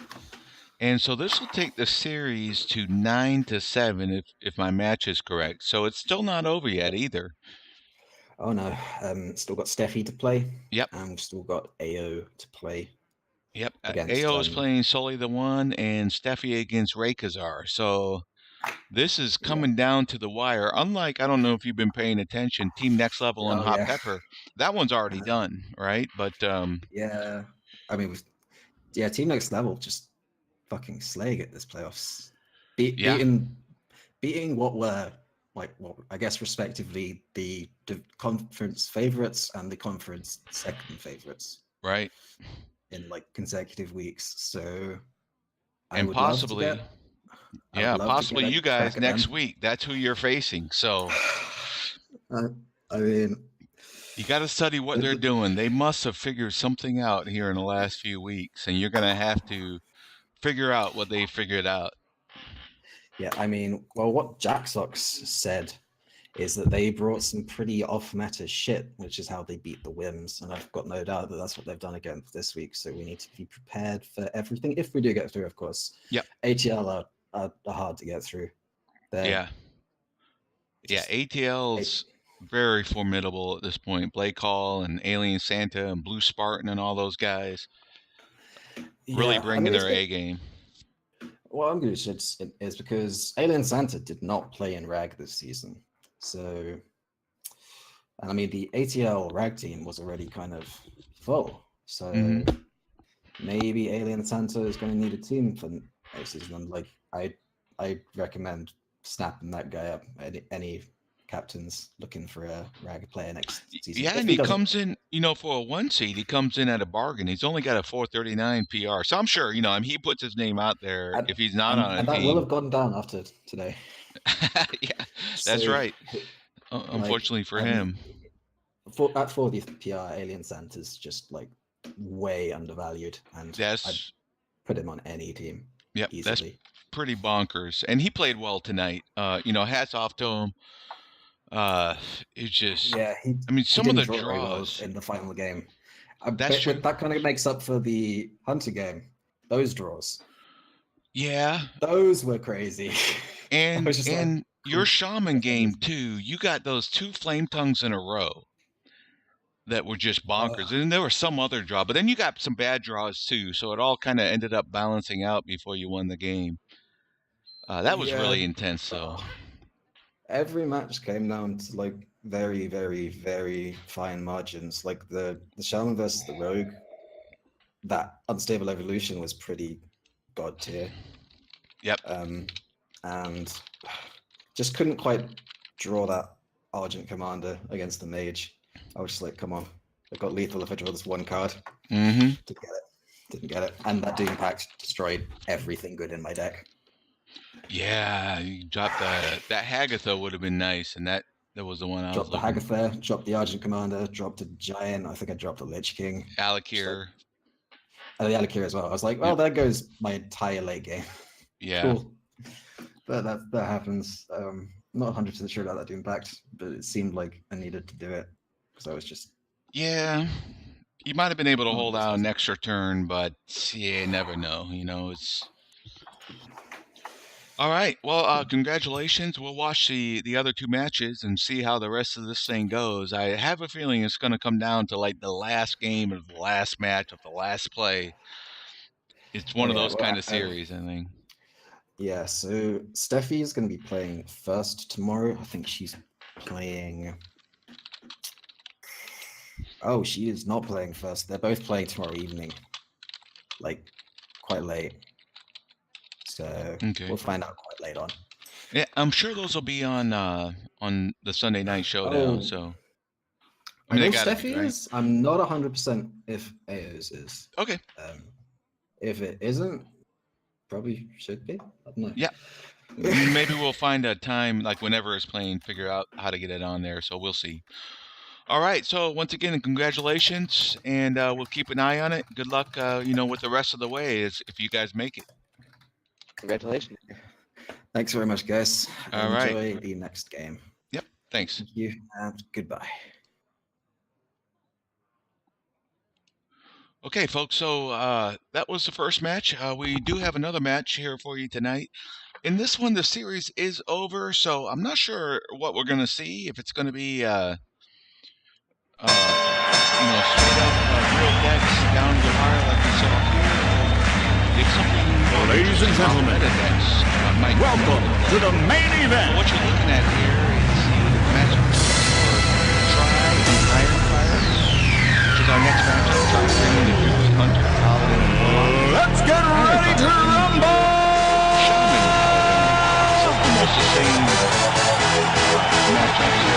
Just going to do the matchup analysis here. A bit different than we did the last one. Y'all ready for this? As I look at what classes he could bring, pretty much, like Druid, Malagos Druid, something along those lines. It's odd paladin all day, every day, unless you're bringing off meta stuff. Probably even Shaman, although more an Iron Fire. It's probably good enough that Shutterfly can design any Shutterfly to do what he wants it to do. So it could be that, and that fits going to be banning. He really has a choice. I mean, he could ban Druid or Warlock. I feel that maybe Specialist would probably ban Druid. Because I would expect Try, just looking at the matchup, to bring Malagos to it. And if he does so, I think Try has enough of that. So Try here really needs to dig deep, because if I look at his best classes that he can bring, in his best matchup, Y'all ready for this? I still cannot find a good winning line for him. So what he's going to have to do is not only bring the right classes and the right decks, but he's really going to have to design something miraculous, I think, to surprise Iron Fire, counter what Iron Fire can possibly do, while also not making his deck weak to other things. So, as you can see here, I got not really less, and he's still looking at best like a 40 to 45, 50% chance of winning this match. We'll see what they do. Nick, why don't you give us your thoughts on that while I get these guys to go ahead and figure in. Oh, by the way, we're going to be, let's see, let's get the matchup screen up. I need to know who's on bottom here. Yeah, so Try's going to be on bottom, so make sure you spectate him first. Finnick, Okay, what are sure. your thoughts on the matchup there? Well, first off, looking at your charts here, you don't have Token Druid on any of the ban charts. I think that could actually be a good choice. Can you explain why you didn't include that? Yeah, if you look at the initial matchup chart, and I looked at Token Druid, right, both for Try and for Iron Fire, and against the decks, you know what? I don't know why I left that off, to be honest. Interesting. Yeah, Token Druid actually matches up better for both these guys. Yeah. Yeah. So I'm not sure why I left that off, but you're right. I wouldn't be surprised to see it. And I think I also had Zoo for both of them. I could see an even lot coming into play Yeah. if you look at the matchups as well. So I just, it's not my match. I didn't have time to spend all the time looking at all the different matchups. So there you go. Of course. I did want to let our viewers know what the bands are, because those are in. And let me see here. Oh, okay. So Try banned his Paladin, and he banned Try's Hunter. Wow. Okay. Which is actually, from Try's perspective, probably best case scenario had Try not banned the Paladin. Okay, so they're bringing like probably decks that I didn't, like you point out, he must be bringing. I mean, I don't know. He's not bringing Token Druid if you ban Paladin, so why? Yeah, so this should be interesting. We may be looking at some decks that that we're not accounting for here, and it could be exciting in terms of what they bring. Let me go ahead and let them know to go ahead and get started. All right. Well, let me send you the battle tags here too. Yeah. Yeah, I want to ask you like on stream, just didn't want to Yeah. get them out on the live stream. Okay, well you just did. So I'm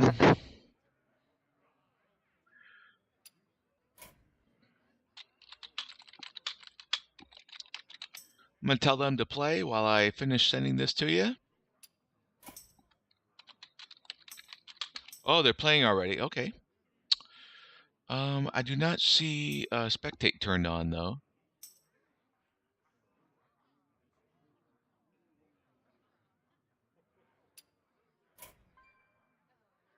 Ah, here we go. Let me get queued in since they're going already. And you can probably go ahead and queue into GLE. All right, I'm in for GLE. Great. I clicked in, but didn't go in. And I've been invited to Iron Fires, but I want to get into Glees first. Ah, here we go. Apologize to our viewers for missing the beginning of these. Okay, we're in. And looks like I was right about the Token Druid. Okay, that's a good call there, Finnick. Thanks. And I think they were kind enough to... I'm yet to see Iron Fires again. Oh, not only were you right, Finnick, but you were wrong and right. It's some kind of token, but as we said, these guys had to get creative for their matchups today. And would you look at this? We have a Murloc Druid.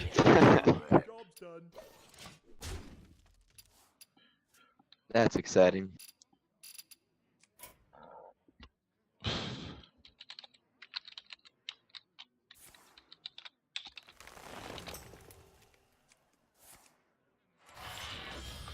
And it looks like Ironfire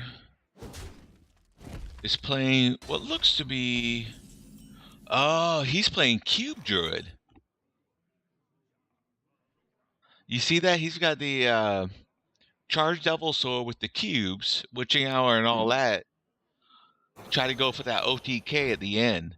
So both these guys are bringing it in terms of creativity. And I think part of it is their series is over for the playoffs. They really have nothing to play for. So on the one hand, the one team going on, they don't want to show their decks. But on the other hand, they are going to be on stream. So at the same time, I'm not going to say that they would have brought these decks anyways, but given some of the matchups, when we have Try down at the bottom, they had to get creative in order to maximize their chances of success.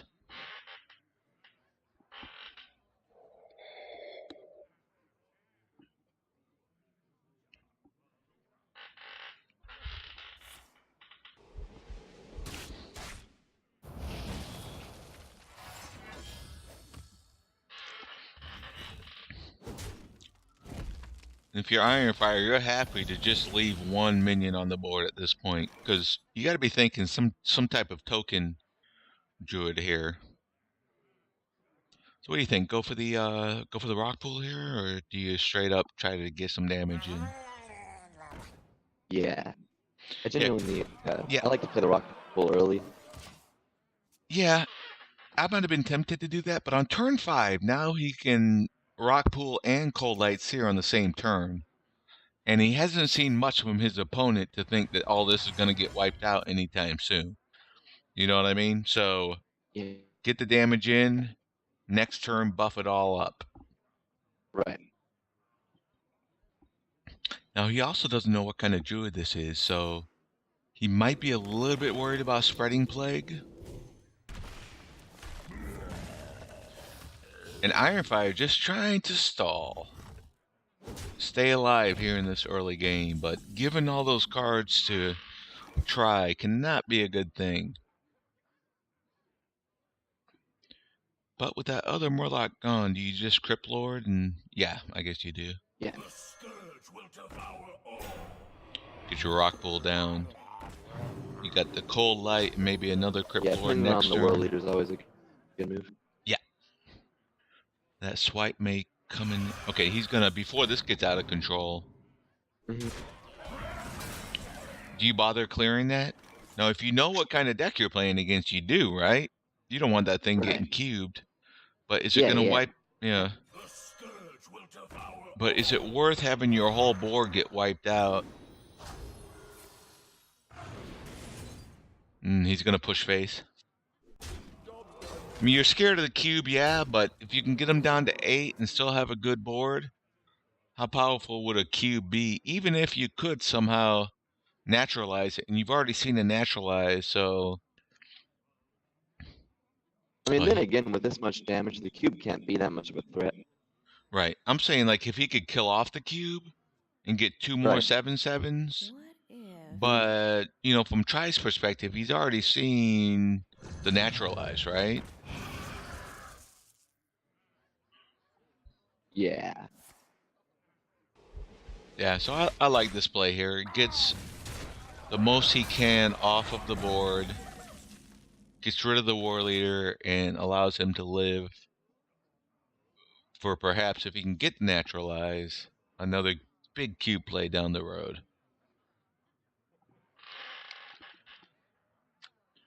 Let me update the bans on these.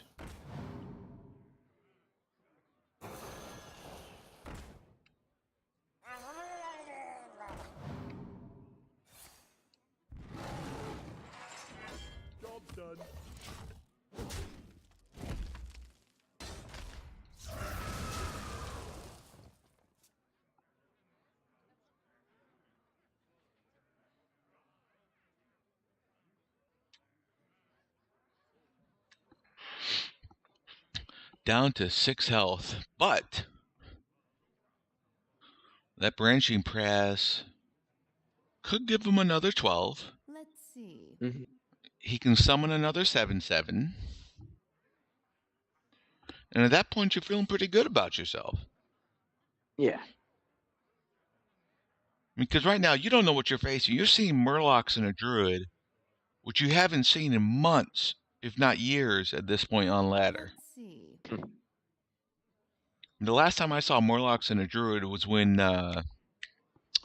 what's that one 5-mana 2/4 Murloc with stealth Time goes short. that recruited you? I don't know why I can't think of the name. That was Finja. Yeah, Finja. The Yeah. Finja meta, where every class had a Finja deck. Those are the days. Yeah. You get like any Fin Paladin and all that. Oh, yeah. I mean, Rogue had a Finja Tempo Rogue. Hmm. I think Ironfire may have turned the tide here, but this Fungal Mancer is definitely going to help. He could just play everything he's got. Doesn't really get much out of the Tide Caller.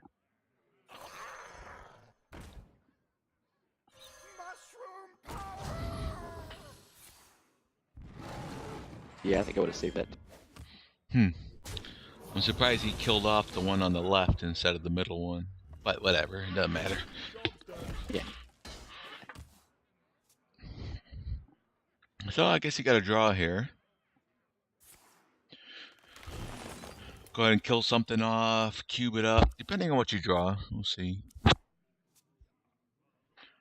Look at that. He drew his Oaken summons and the thing that Oaken summons pulls. So maybe it pulls something else. Okay, he does have another. And he can use a spell stone. So no hurry with the cube. 7 damage to the face is very nice any time of day. And I think Try has pretty much run out of steam at this point. Right. Had him down to Thinking here. 6 health.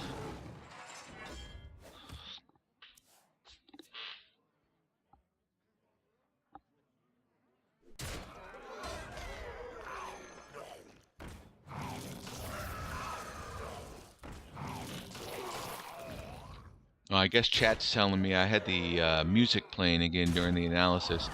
I'll have to figure out how to fix that in future. There you go. Ironfire goes up 1-0. A very interesting build of the Cube Druid. Now, when you say you had the music up, does that mean they couldn't hear us talk at all? I think during the analysis bit, I had the fight music up for the countdown screen, so they probably couldn't hear any of our extremely good and very detailed, in-depth analysis of the matchups. Yeah, I was pretty proud of that too.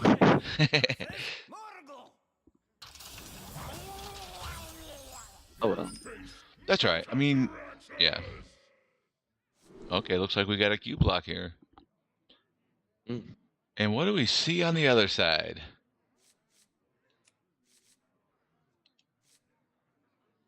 We're looking at a Quest Shaman from Ironfire. Now, it's looking like he didn't mulligan away the Void Lord. Personally, I do that a lot. I don't know about you. Oh, you're How saying do he you feel kept... about that? Well, he's facing Shaman. He doesn't know what it is, so with the skull in hand, maybe he's figuring, a little extra defense would be nice early in the game. Yeah, absolutely.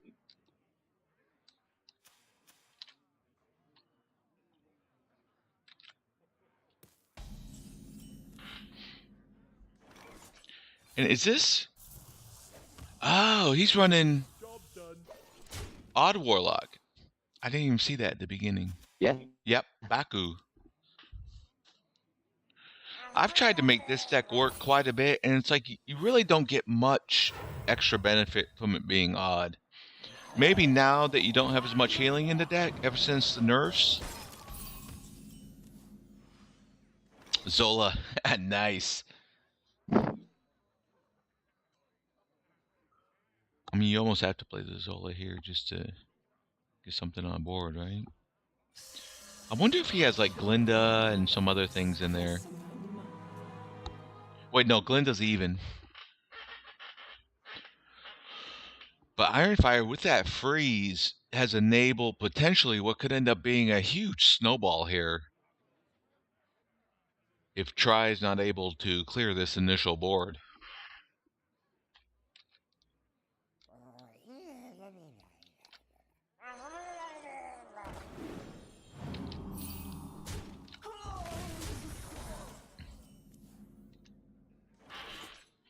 Okay, that's actually a pretty good draw. I'm surprised he played... No, I guess that's fair. I would have thought about the Mortal Coil instead, but he's got the same situation now, so this is actually better.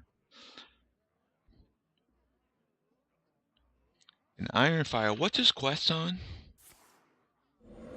Let me see. It's on 3. Okay, it's on 3. So he probably runs the new card that echoes Morlocks. It's a 2-mana 2/2, something like that. What do you ask of me?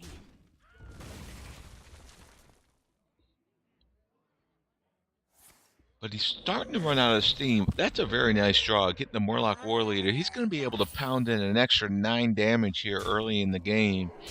And if that Void Lord doesn't pop out, actually, even if it does, he's staring into the face of a Hex. So that's not really what you want to see. Yeah. But with the Faceless, can't hex both of them, right? That True. saves him. That's huge. Although with Hagatha, he can clear all the small taunts at once.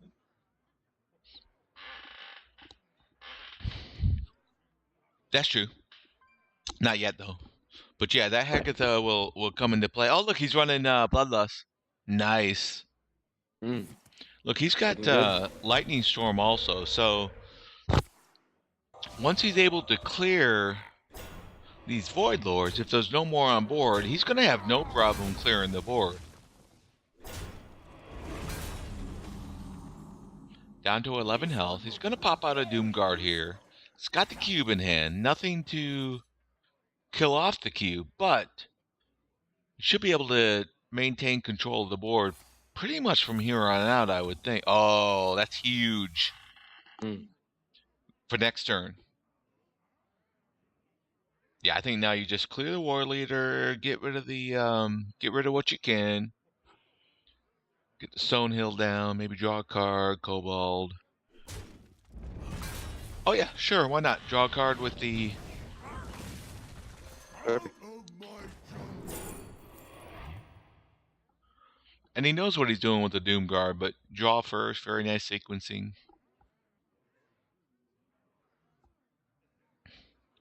You can tell Tries are very experienced.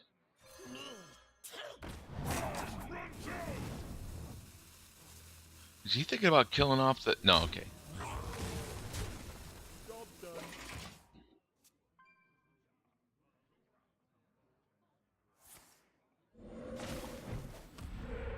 Now, he was really hoping to get a Spell Power Totem there, which potentially could have cleared off this whole board, and now he's got no chance to do that. And for the most part, he's probably looking at he's got no chance to win this game. But that Hagatha, as far as he knows, could be huge. Right. Yeah, he's going to hold off on the Lightning Storm until he gets the Spell Power. But, hello, welcome to bad news. He's about to get cubed into Dark Pact, into 20 damage to the Fizzy.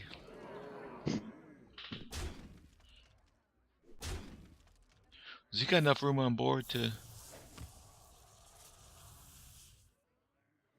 I guess he does, right? If he kills that, then he'll have 2. Yeah, if he kills that, he still has 2. Yeah. Plenty of health.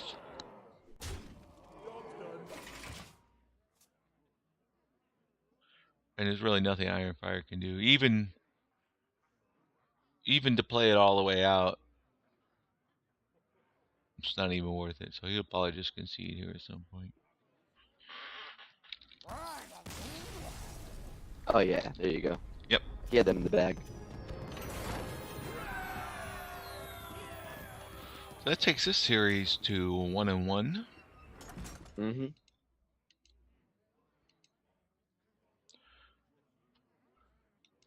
Hoping for another 2-2. Yep. Not too high a level of memery here thus far, although we've seen a little bit.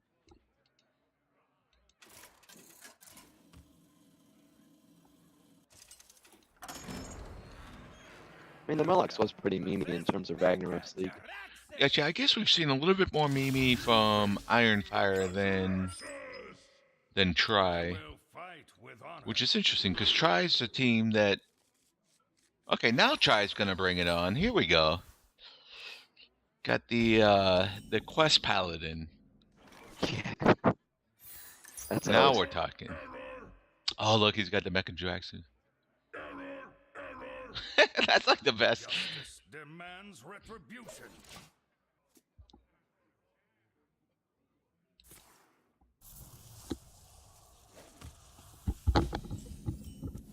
Man, Quest Paladin, that barely even saw any play when it first came out. Right. I know Kibler has played quite a bit of it and even made it work in various metas. Mm-hmm. Pretty good and wild, but yeah, it's been a while. It's a fun deck. Oh yeah. It could do almost 50%, you know, in the right hands. Mm-hmm.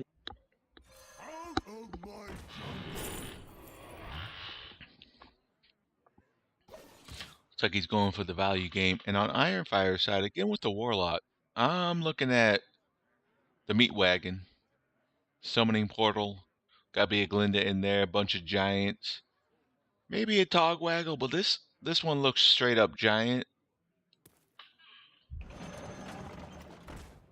So when that meat wagon dies, it's gonna pull the other summoning portal. A little bit early to be doing this, but you know, as soon as Tri sees this, he knows what's gonna be going on here. So the question is, do you kill it now, or do you just try to, now that you know you got the shenanigans going on, you gotta try to kill him before he pulls it off, right? Yeah. Because the summoning portal's coming out when that dies. Mm-hmm. And then he could, if he wanted to, play the other summoning portal. I think that mountain giant would be probably 1 mana at that point. No, it's 4 now, so it would go down to 2 mana. No. It would go down to 0 if he gets both of the summoning portals online. Right.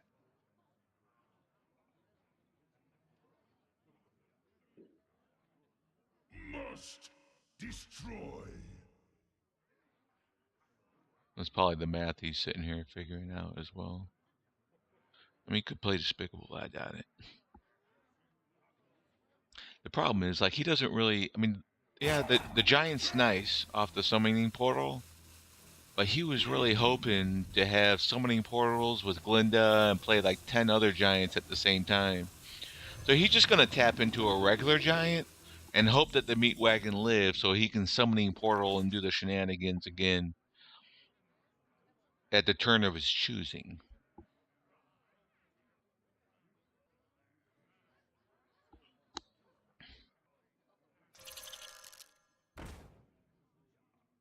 Follow the rule.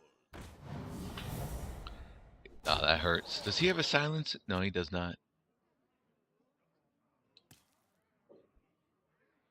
That hurts. To have your 8/8 just go into a 1/8. Oh yeah.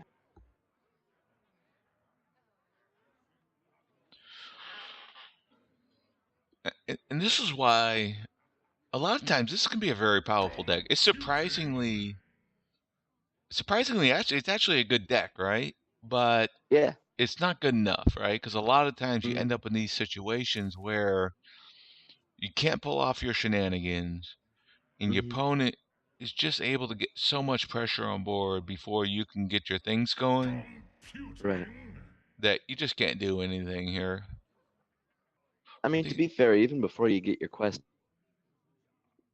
there's a lot you can do in terms of like Nessa. Oh no, I Uh, meant for the warlock. oh, sorry. Yeah. All right, so he played his. I think he might just be dead next turn here. A little bit of sequencing. He may just be dead. How much? Okay, now he's dead. Okay, fair enough. Yeah, he was dead even with the Blessing of Kings. Now, I was Yeah. saying with the Warlock, it takes so much time to get all your pieces together that Yeah. this is what happens. Yeah, it's pretty flimsy. Yeah. He may have been better off popping his meat wagon earlier and trying to just get something on board to fight back. But who knows? I mean, there's no solved way of playing that deck, if you will. So that was a quick one. Who won MC? That was the Paladin for Tri. Mhm.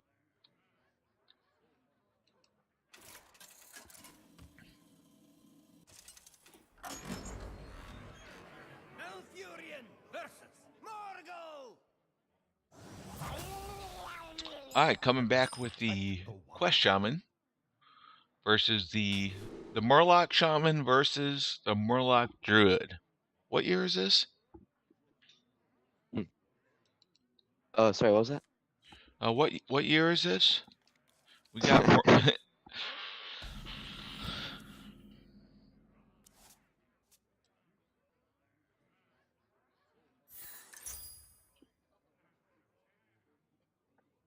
I love this match. I mean, we had Odd Warlock, we got Quest Shaman, Quest Paladin.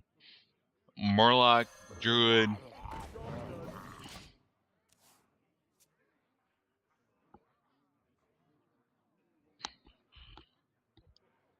Remember when Murloc Beast Druid was like the top deck? Oh yeah. Yeah, that was actually a pretty good deck. I like that one. Yeah, that was like the first viable Beast Druid. Like after Blizzard was pushing that for so long. Yeah, I guess they finally just gave up on that whole thing. It's a shame too. I mean that Yeah. deck was always like one card away from being super broken top tier. Mm-hmm.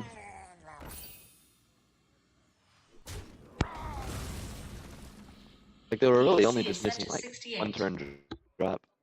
Oh, what was that? I'm sorry. I had Alexa talking to me. I mean, they were always missing just like one turn of a drop, you know.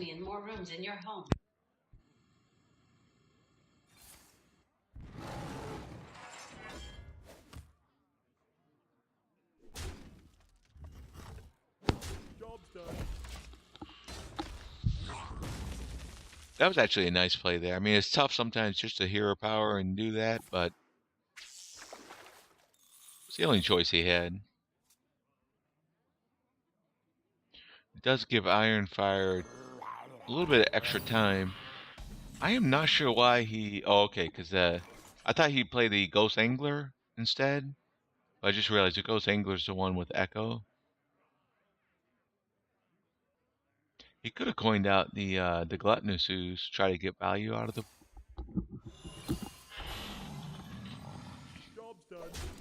Okay, that's scary. He never saw a Savage Roar in the last game, did he? He did not. Okay. So he's got to decide, do I clear all this? I don't know if he can. I don't think he can, actually. Yeah. All right, so his opponent's going to have 0 mana, so even the Savage War wouldn't help. Gonna play the Echo now. Is he going to coin out? Yeah, he's going to have to coin out the third one. Okay. That's pretty good. It can test what he's seeing. Why would he... Oh, he said curses. That's the oops, right? Yeah. I think he meant to kill the 2/1. I mean, you don't want to give them any of their mana back before you have to. Oh yeah. And he doesn't run He's gonna Maelstrom. Savage Roar next turn. He'll have enough mana for it. The thing is, like, I don't think he'll have the minions on board. So he's gonna do the clearing himself. Not sure he really needed to, but okay. I mean, I guess he knows Ironfire has a Lightning Storm from the last game.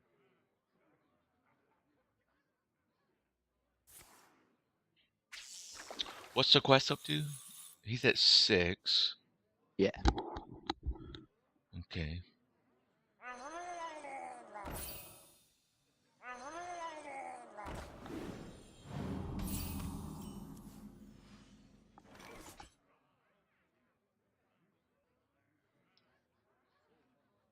So now he could Void Lord should he so desire. But he also has the option of just dropping Fungal Mancer with the Tide Collar. And then everything lines up kind of nicely for him, really. I mean, he can clear everything off and have a pretty nice board to get cleaned up by Lightning Storm, should he so choose. And he does.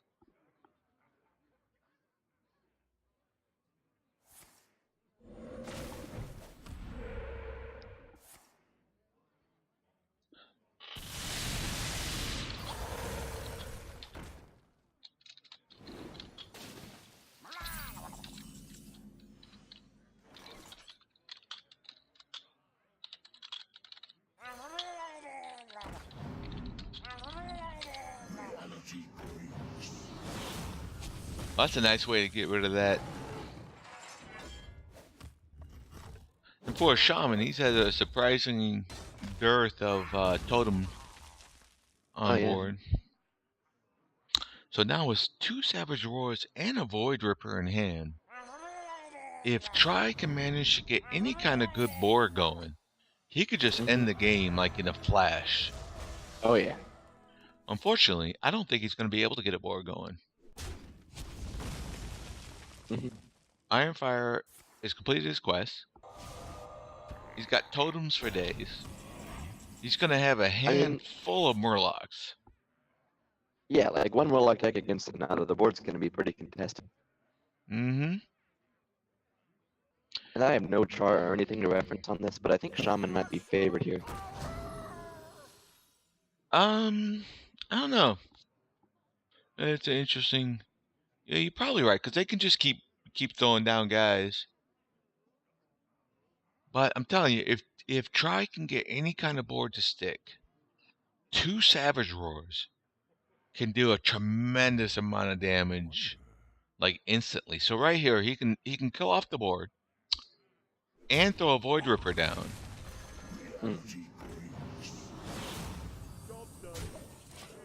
Okay, I would have been tempted to kill that Murloc first, but okay, here's his lethal, right? So 4 minions on board plus a hero is 5.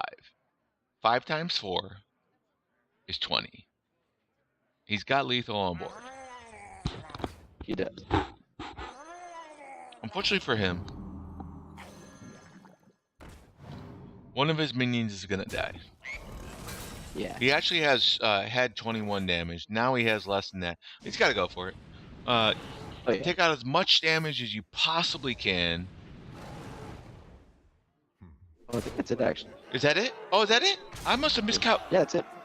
Okay, I'm an idiot. Yeah. I mean, he was Yeah, no, way that is- over, so my math must have been way off. Did I Oh, multiply yeah. 5 times 2? All right, so he saw the lines. Try knew what he was doing, and Try gets it done. So where are we at on this match? Oh, is that it? That's it. Yeah, Try that's it. wins the match. 3-1. Good stuff. Yeah, good stuff. Murloc Druid defeats Quest Shaman for the victory. Never thought I'd be calling that. But here you have it. And let me see how these guys are feeling. I think we're going to belay the... Actually, Try one, right? And I think it's his team... Yeah, and his team's going on to the next. So I'm going to see if we can get him in here for an interview real quick and see how they're feeling with the blowout victory that they've had. I think this is their second or third blowout victory in a row.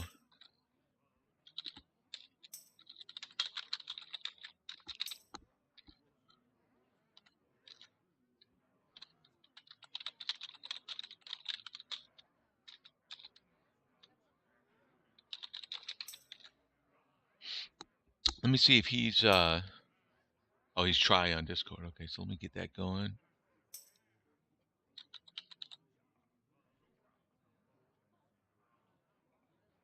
Yeah, we'll get them in here in a second. I do want to see how they're feeling. And I know they're not going to give away any secrets, but just see what, what their perspectives are. Right. Because we all want to be here someday, right? Mm-hmm. Semifinals, going into the finals of THL, it's pretty historic. I mean, you try all season to get here. It's all come down to this, and there's no formula for it. But to hear the experience of another team gives you some perspective, something you can learn. Should you ever be there yourself? I've been there a couple times myself. We won the SHL championship and unfortunately lost the THL. Okay, so Glee sent me a message. So we should be able to add him in here for the for a quick interview. Appreciate all our viewers who have been able to stick with us. I know we had a couple of glitches with the music playing over our analysis. Hopefully that wasn't too bad.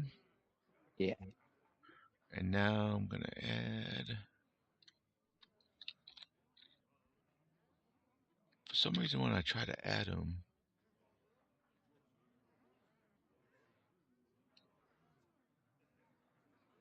Okay, it's send a friend request.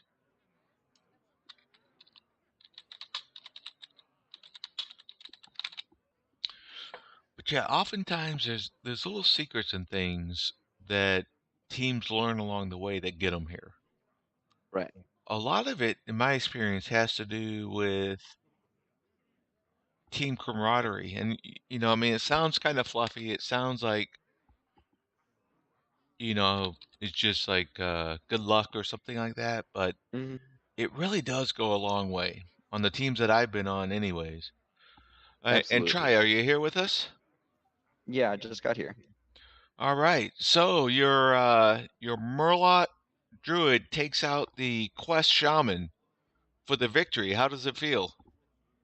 Feels pretty good. I mean, my team told me not to bring these decks because they didn't want our strategies to be revealed in the finals. But I felt like Ironfire is just such a good player that I need to bring out the best decks in order to beat him. So it worked out.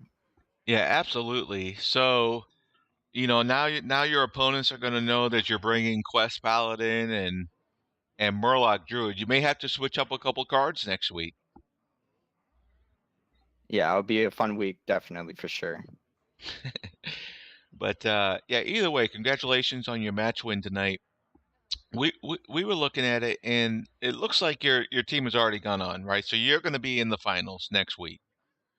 What are your thoughts going into an historic season? The upsets, I call them upsets. I don't really know, but it seems like that you've taken out all the favorite teams in the last few weeks. What are your thoughts going into the finals next week? I mean, I just feel like a lot of people just underestimated our team in general. Yep. It's just something that's been happening.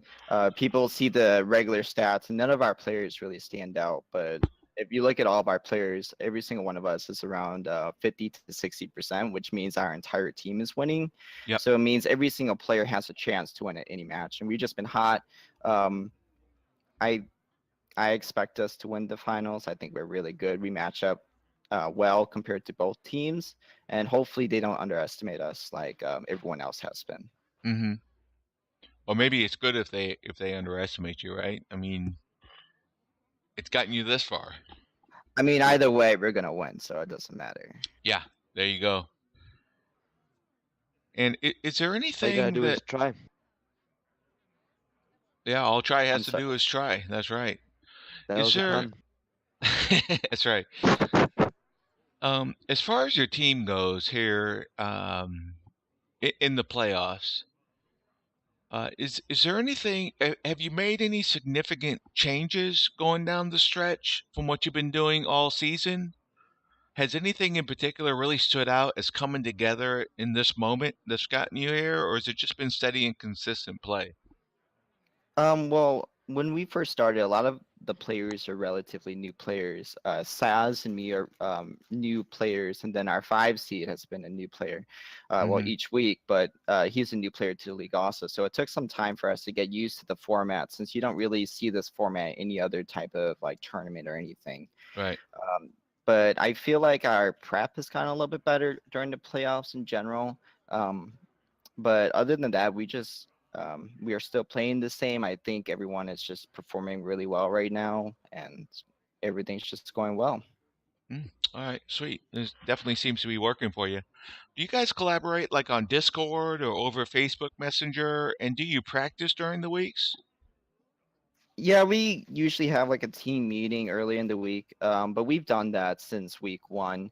And recently, or we try to co-op a lot together just to talk plays through and stuff like that. Our top 4 seeds have been legend before, so every single one of us has good input. So it really helps whenever you're playing together as a group to see your misplays, because everyone makes misplays, and that's how you improve. Mm-hmm. Um, Absolutely. Yeah.